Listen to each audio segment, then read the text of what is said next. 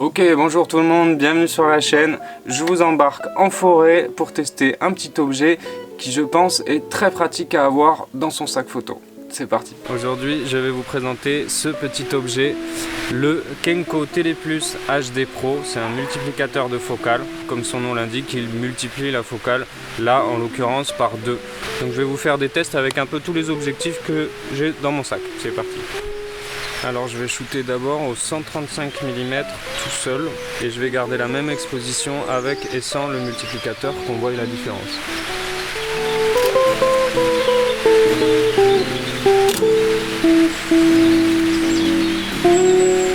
Maintenant qu'on a vu la perte lumineuse due au multiplicateur de focale, je vais shooter avec l'objectif macro que je trouve très intéressant parce que du coup avec un multiplicateur la zone de mise au point reste la même.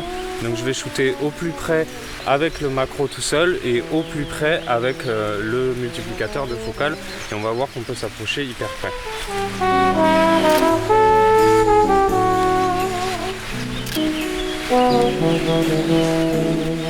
Pour l'instant, l'utilité à mon goût avec le 135 mm, ça va plutôt être de pouvoir avoir un 270 mm à f4, du coup aller chercher les oiseaux et tout ce qui est loin, et le macro, et ben, tout simplement de pouvoir se rapprocher encore plus. Du coup ça fait un 200 mm et c'est pratique quand on a plein de fleurs, qu'on est dans un endroit et qu'on veut shooter loin et rapidement, c'est hyper pratique et du coup on peut faire de l'ultra macro et ça c'est trop cool. Donc là j'ai mis le 50 mm 1.4 sur le Kenko Teleplus, du coup ça me donne un 100 mm à 2.8, c'est la même chose que mon macro mais j'aimerais comparer les deux styles d'image parce que j'ai l'impression qu'avec le Kenko ici ça donne un côté un peu laiteux, un aspect un peu spécial à la photo, vous allez voir.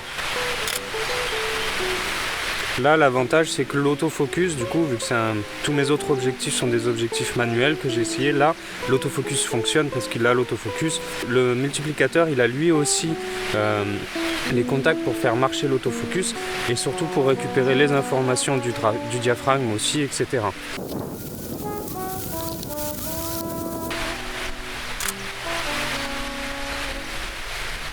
Du coup on voit sur la photo que c'est la même ouverture mais ça donne un grain complètement différent. Il y en a un, le 50 mm, il a un bokeh tout duveteux et le Samyang il est plutôt dur, très net. Donc bon voilà, c'est deux styles différents mais ça m'interpellait de voir la différence. Alors j'ai essayé de brancher mon Sigma 24-70 dessus. Contrairement au multiplicateur Canon et Sigma, la lentille est plus petite, donc on peut monter le 24-70 dessus, sauf que les contacts ne marchent pas. Je sais pas pourquoi l'autofocus là pour le coup ne comprend pas avec Sigma, il arrive à faire fonctionner le 50 mm, par contre le Sigma pas du tout. Ce qui est pas trop grave, mais à vrai dire l'utilité du multiplicateur va pas être sur le 24-70, ça va surtout être pour moi en tout cas sur le macro et sur le 135, histoire voilà, d'aller chercher plus loin comme je disais, et le macro histoire de pouvoir me rapprocher plus près. Donc ce qu'il faut retenir, c'est qu'avec le multiplicateur de focale, vous allez perdre de la lumière, 2 IL si c'est un x2, comme moi. Niveau qualité, moi j'ai senti de la perte que sur les optiques qui sont un peu moins bonnes en fait forcément. Il faut monter le multiplicateur sur une optique de grande qualité. Plus votre objectif aura de défauts d'optique, plus ils seront mis en avant parce que du coup forcément ça zoome dans la lentille. Perso, j'ai vu la différence sur le 50 mm 1.4 qui est pas très piqué. Un petit peu sur ce Samyang là, le 100 mm, le macro, parce qu'il n'est pas très piqué mais qu'à 2.8, quand on ferme après le diaph ça va beaucoup mieux. Et sur le 135 je la vois un petit peu forcément, mais l'optique est très bonne de base, donc ça va. J'imagine qu'ensuite si vous avez des objets un peu plus bas de gamme, forcément ça va pas le faire. Vous allez voir les défauts de votre objectif ressortir, les aberrations chromatiques seront beaucoup plus grosses, etc.